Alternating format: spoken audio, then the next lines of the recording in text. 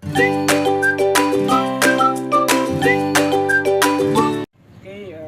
good day. I am Gerald President, and today I'm going to marketing the durian tree. Okay, first I'm going to slice the kaning panit sa kani sanga sa durian. So 12 inches siguro ang kalayo. So na siya. Oh.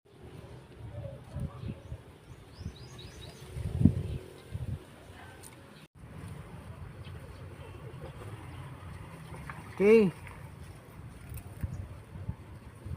Okay, next step, ako ni siyang kagisan. So, alit ninay ng kagis. Ini ang kagisan. Ang gamay. Wala.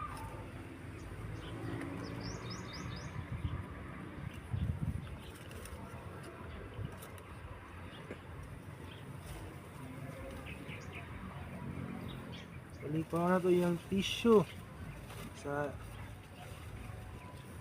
sanga, aning Koreana. And then next, spray na to gamay nga tubig.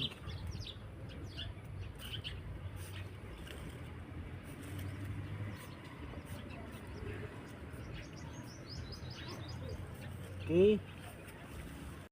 And then next, so naatay bunot no nga atong gamiton sa pag-cover diri sa atong gi markot nga durian.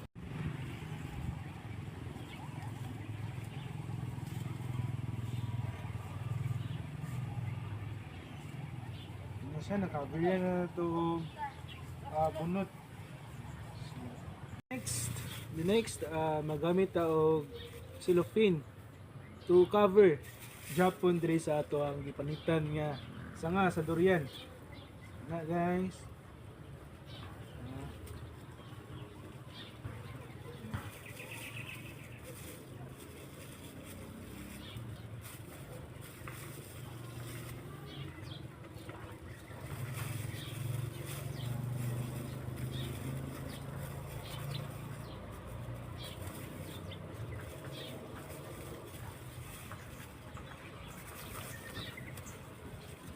Nang kayo natuhugton pag cover sa solvent kay para sa ano dili siya mahugot.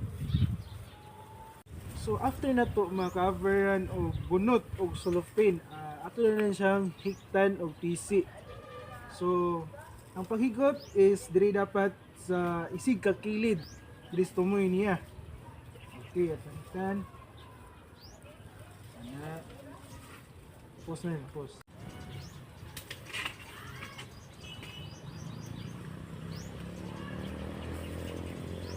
So, napay usa ka steps nga atong ihimuon karon. So, ato ni siyang butngag hole or bangag para makasulod pud ang hangin.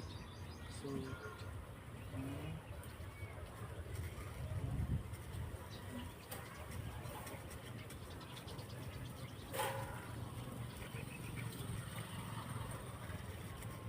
then next, ito rin siyang butngan ng tubig.